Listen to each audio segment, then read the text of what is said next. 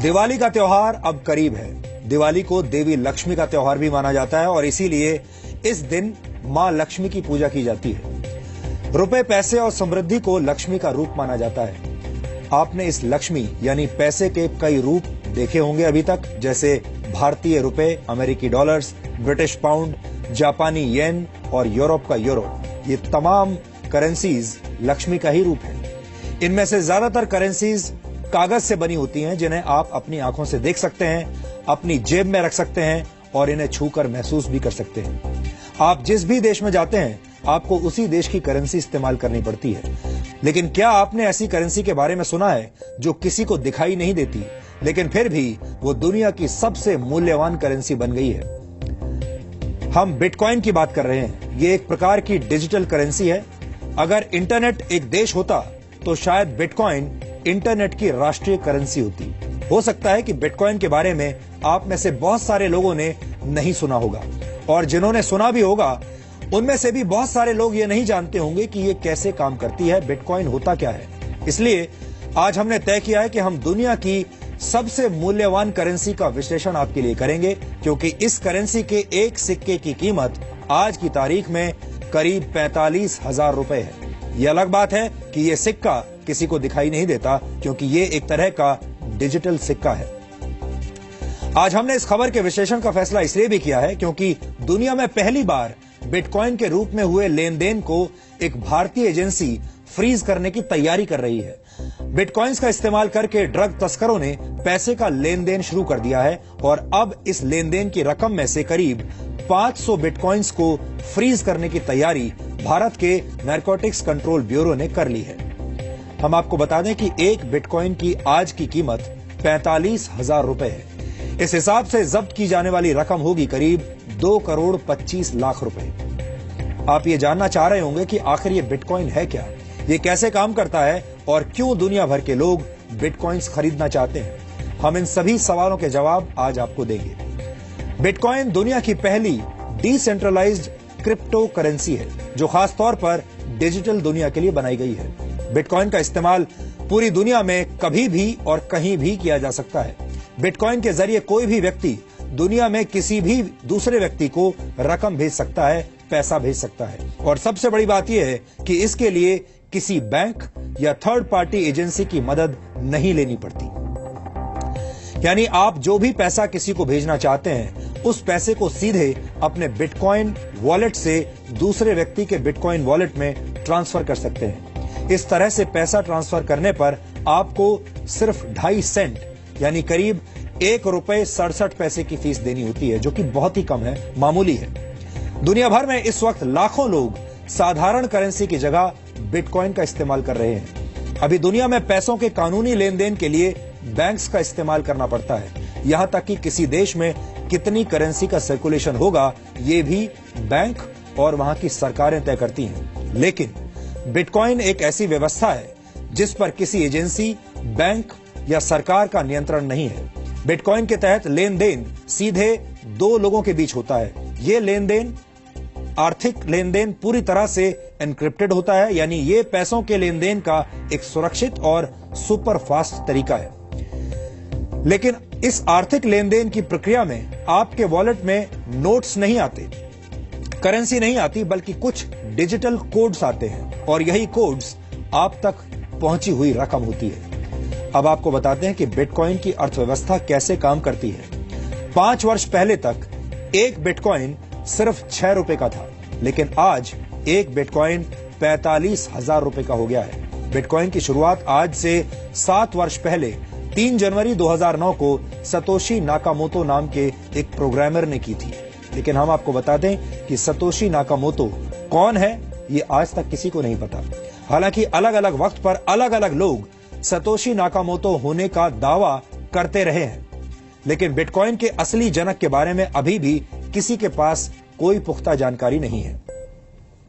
Satoshi Nakamoto ने जब bitcoin की शुरुआत की थी, तब उनका मकसद इसे करेंसी में बदलना नहीं था, बल्कि ऐसा सिर्फ ये साबित करने के लिए किया गया था कि बिना किसी थर्ड पार्टी की मदद के भी आर्थिक लेन देन किया जा सकता है, यानी ये सीधे 2 लोगों के बीच भी संभव है। 22 मई 2010 को पहली बार एक पिज्जा के बदले 10,000 बिटकॉइन देने की पेशकश की गई थी। यानी तब एक बिटकॉइन की कीमत सिर्फ 10 सेंट थी या 10 सेंट से भी कम थी। लेकिन आज बिटकॉइन की कीमत कई हजार गुना बढ़ चुकी है। बिटकॉइन के प्रचलन में आने के बाद ज्यादा से ज्यादा लोग अब इसे खरीदने की कोशिश करने लगे हैं और बिटकॉइन की कीमत लगातार बढ़ती जा रही है।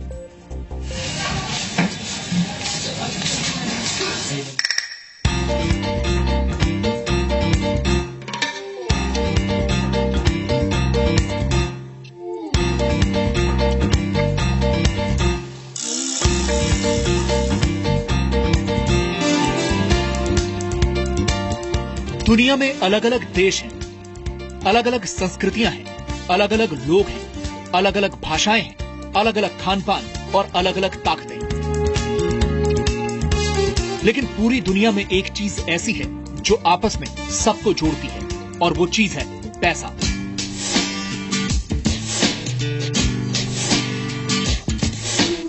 आज लगभग हर काम के लिए पैसों की जरूरत पड़ती है, चाहे वो खाना खरीदना हो, पानी खरीदना, घर खरीदना, हथियार खरीदना, यानी हर चीज के लिए पैसों की जरूरत होती है। कई लोगों की जिंदगी इस पैसे को कमाने के चक्कर में खर्च हो जाती है। पैसे के लिए लोग मेहनत करते हैं, संघर्ष करते हैं, अपराध करते हैं और यहाँ तक कि लोगों का खून भी कर देते हैं। लेकिन क्या आपने कभी सोचा है कि ये पैसे, ये करेंसी और कागज का वो टुकड़ा जिसे हम नोट कहते हैं, असल में है क्या? दरअसल जो कागज का नोट आपकी जेब में है वो एक तरह का वादा है। वादा है आपको कागज के टुकड़े पर लिखी गई रकम चुकाए जाने का।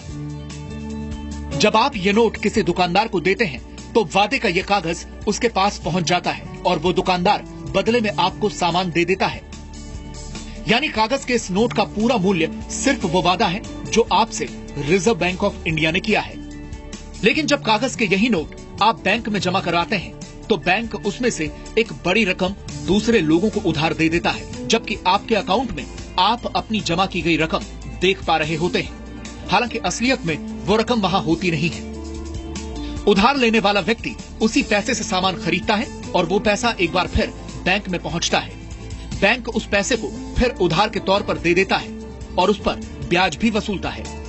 इस तरह से कागज के टुकड़े पर किया गया वादा अर्थव्यवस्था का सबसे बड़ा वादा बन जाता है। सच यह है कि अगर 3% लोग भी बैंकों में जमा अपना पैसा एक साथ वापस मांग लें तो बैंकों के पास देने के लिए कैश होगा ही नहीं, क्योंकि वो कैश यानी आपके द्वारा बैंक को सौंपे गए नोट एक बड़ी अर्थव्यवस्था का हिस्सा बन गए हैं। और इस पूरी अर्थव्यवस्था पर नियंत्रण है सरकारों का और बैंकों का।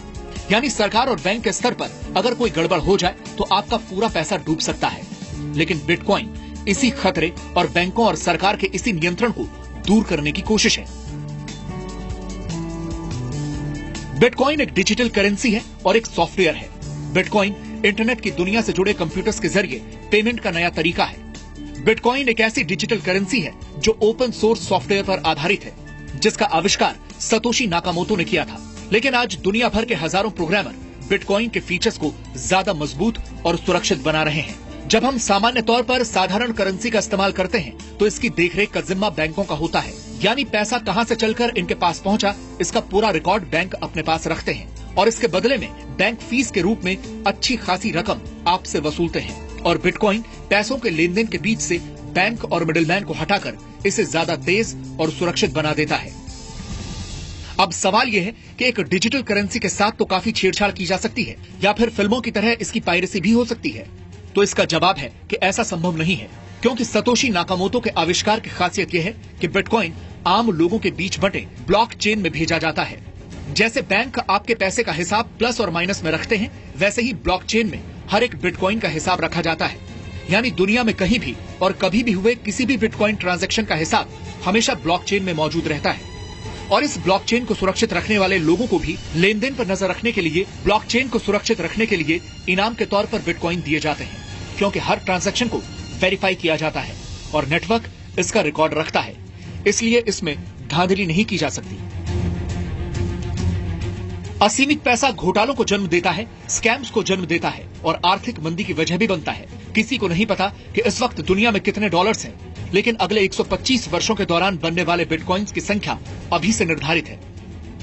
बैंक कई ऐसे लोगों को पैसे भी उधार देते हैं जिनका इरादा ये पैसे वापस करने का नहीं होता। ये लोग या तो खुद को दिवालिया घोषित कर देते हैं या देश छोड़कर चले जाते हैं और इसका खामियाजा आम आदमी को ही भुगतना पड़ता है।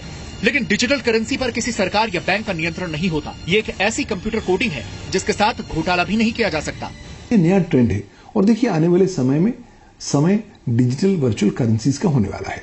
बिटकॉइंस क्योंकि सर्वप्रमुख डिजिटल करेंसी है, लिहाजा उसकी लोकप्रियता और उसका प्रचलन और बढ़ चुका है। बिटकॉइन का सबसे ज्यादा इस्तेमाल रेमिटेंसेस के क्षेत्र में बढ़ रहा है। रेमिटेंसेस उस रकम को कहते हैं जो विदेश में काम करने वाले लोग अपने मूल देश में भेजते हैं। आपको बता दें कि रेमिटेंसेस हासिल करने के मामले में भारत दुनिया का नंबर 1 देश है।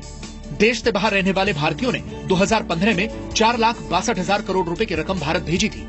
आमतौर पर यह रकम बैंक के जरिए या मनी ट्रांसफर एजेंसियों के जरिए भेजी जाती है और बैंक्स और एजेंसीज रकम ट्रांसफर करने के लिए 5% से 30% की फीस वसूलते हैं।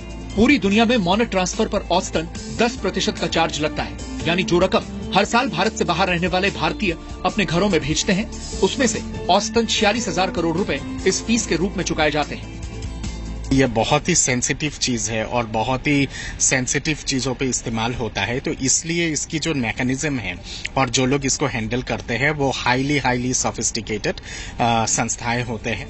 ये सामान्य करेंसी के पैरेलल काम करने वाली करेंसी है जिसका इस्तेमाल दुनिया में हर दिन बढ़ रहा है। दुनिया की हजारों कंपनियां अब पेमेंट के लिए बिटकॉइन को स्वीकार कर रही हैं। आप फोन खरीदने से लेकर होटल बुक कराने, कार खरीदने, इलेक्ट्रॉनिक आइटम्स की खरीदारी और यहाँ तक कि कॉफी खरीदने के लिए भी बिटकॉइन का इस्तेमाल कर सकते हैं। लेकिन ऐसा नहीं है कि बिटकॉइन के साथ खतरे नहीं हैं। सरकार का नियंत्रण न होने की वजह से इस करेंसी की वैल्यू ऊपर नीचे होती रहती है। लोग गलत कामों के लिए प्रतिबंधित वस्तुएं खरीदने के लिए भी बिटकॉइन का इस्तेमाल कर रहे हैं और दुनिया भर की कई सरकारें और बैंकर्स इसे कानूनी मान्यता देने के लिए भी तैयार नहीं है। लेकिन बिटकॉइन का सारा हिसाब किताब इंटरनेट पर मौजूद रहता है, यानी बिटकॉइन काले धन की समस्या को भी समाप्त कर सकता है और पैसों के लेन देन में नई तरीके की पारदर्शिता ला सकता है। ब्यूरो रिपोर्ट, जी मीडिया। अब आप सोच रहे होंगे कि जिस बिटकॉइन के निर्माता के बारे में किसी को कुछ पता नहीं, जिस बिटकॉइन को चलाने वाले लोगों के बारे में किसी को कुछ पता नहीं, वो डिजिटल करेंसी आखिर काम कैसे करती होगी और बिटकॉइंस निकलते कहां से हैं? तो आपको बता दें कि बिटकॉइंस का आदान प्रदान पीयर टू पीयर तकनीक से होता है, यानी ये रकम एक कंप्यूटर से सीधे दूसरे कंप्यूटर में पहुंच जाती है। लेकिन इस लेन देन को सुरक्षित बनाते हैं वो हजारों लोग जो अपने ताकतवर कंप्यूटर्स की मदद से इन ट्रांजैक्शंस पर नजर रखते हैं और इनकी जांच करते हैं। और जो भी व्यक्ति ऐसा सफलतापूर्वक कर लेता है उसे इनाम के तौर पर कुछ बिटकॉइंस दिए जाते हैं। इसे बिटकॉइन की माइनिंग कहा जाता है। दरअसल कोड लैंग्वेज में होने वाले इस आदान प्रदान को वेरीफाई करने वाले हजारों लोग इस प्रक्रिया में बैंक के एक क्लर्क की तरह काम करते हैं और इन्हें माइनर्स कहा जाता है। ये लोग ट्रांजैक्शंस पर नजर रखते हैं ताकि इसका गलत इस्तेमाल ना हो, लेकिन इस प्रक्रिया को पूरी करने के लिए इन माइनर्स को एक मैथमेटिकल प्रॉब्लम हल करनी होती है। जो माइनर जितनी जल्दी ये प्रॉब्लम सॉल्व कर लेता है उसे प्रॉब्लम सॉल्व करने के बदले में करीब 12.5 बिटकॉइंस मिलते हैं और इस तरह से बिटकॉइंस डिजिटल बाजार में आ जाते हैं। लेकिन बिटकॉइन की अर्थव्यवस्था का निर्माण इस तरह से किया गया है कि एक निश्चित समय के बाद बिटकॉइंस की संख्या घटकर आधी रह जाती है। शुरुआत में एक ब्लॉक से 50 बिटकॉइंस निकला करते थे। प्रति ब्लॉक बिटकॉइंस की संख्या हर 4 वर्ष में घटकर आधी रह जाती है। इसलिए आज से 125 वर्षों के बाद यानी सन 2140 तक नए बिटकॉइंस का निर्माण बिल्कुल बंद हो जाएगा। गणना के हिसाब से तब तक दुनिया में कुल 2 करोड़ 10 लाख बिटकॉइंस आ चुके होंगे। बिटकॉइन भविष्य की करेंसी है और भविष्य में खत्म भी हो जाएगी। इसलिए लोगों में ज्यादा से ज्यादा बिटकॉइन खरीदने की होड़ मची हुई है। अगर आपको अब भी ये बात समझ में ना आई हो तो आपको एक उदाहरण की मदद से समझाते हैं। मान लीजिए कि इस महीने भारी मात्रा में सोने यानी गोल्ड की खुदाई की गई हो और उसे सामान्य कीमत पर लोगों में बांट दिया गया। लेकिन अगले महीने सोने की खुदाई आधी रह गई, जबकि खरीदने वाले लोगों की संख्या पहले जैसी ही है। तो ऐसे में सोने की कीमत बढ़ जाएगी और अगर हर महीने ऐसा होता रहे तो सोचिए सोने की कीमत कितनी हो जाएगी। बिटकॉइन की अर्थव्यवस्था भी ऐसे ही काम करती है। लोगों को पता है कि बिटकॉइंस की संख्या लगातार कम होती जा रही है, इसलिए इसकी कीमत लगातार बढ़ती जा रही है। ये डिमांड और सप्लाई का सामान्य फॉर्मूला है। सप्लाई जितनी कम होगी, डिमांड उतनी ही ज्यादा बढ़ेगी। भारत में सन 2015 में एक बिटकॉइन की कीमत 14,000 रुपए थी, जबकि मई 2016 में यह बढ़कर 30,000 रुपए प्रति बिटकॉइन हो गई और आज के रेट के हिसाब से एक बिटकॉइन की कीमत करीब 45,000 रुपए है। एक अनुमान के मुताबिक सन 2018 तक एक बिटकॉइन की कीमत करीब $10,000 तक जा सकती है, यानी आज के करेंसी रेट के हिसाब से 6,68,000 रुपए। दुनिया की बड़ी बड़ी कंपनियां बिटकॉइन की व्यवस्था में निवेश कर रही हैं, क्योंकि ज्यादातर लोग मानते हैं कि बिटकॉइन भविष्य की अर्थव्यवस्था है और आगे चलकर आज के नोटों की अहमियत कम हो जाएगी। इस वक्त दुनिया में करीब 800 करोड़ मोबाइल फोन्स हैं, जबकि दुनिया की आबादी 700 करोड़ है। इसके उलट अभी भी दुनिया में 200 करोड़ लोग ऐसे हैं जिनके पास कोई बैंक अकाउंट नहीं है, यानी वो सभी लोग जिनके पास मोबाइल फोन्स हैं अगर बिटकॉइन का इस्तेमाल करने लगे तो ये दुनिया की सबसे बड़ी बैंकिंग प्रणाली बन जाएगी, और वो भी एक ऐसी बैंकिंग प्रणाली जिसमें किसी भी सरकार या किसी वित्तीय संस्थान का दखल नहीं होगा। वित्तीय लेन देन का सुरक्षित, तेज और आधुनिक तरीका होने के बावजूद बिटकॉइन के अपने कई खतरे हैं और वो भी आज हम आपको बताएंगे। इसलिए बहुत सारे देश अभी तक ये तय नहीं कर पाए हैं कि बिटकॉइन को कानूनी मान्यता दी जाए या नहीं। इसके अलावा एनक्रिप्टेड होने की वजह से ड्रग्स और हथियारों की तस्करी करने वाले माफिया और दूसरे आपराधिक तत्व भी वित्तीय लेन देन के लिए बिटकॉइंस का इस्तेमाल कर रहे हैं, जो कि खतरनाक है। बिटकॉइंस का बढ़ता इस्तेमाल देखकर कहा जा सकता है कि आने वाले कुछ वर्षों में दिवाली की शाम को होने वाली लक्ष्मी पूजन का तरीका भी हो सकता है बदल जाए, और तब शायद लोग अपने कंप्यूटर्स और मोबाइल फोन्स पर बिटकॉइन के वॉलपेपर्स लगाकर उसकी पूजा करने लगे।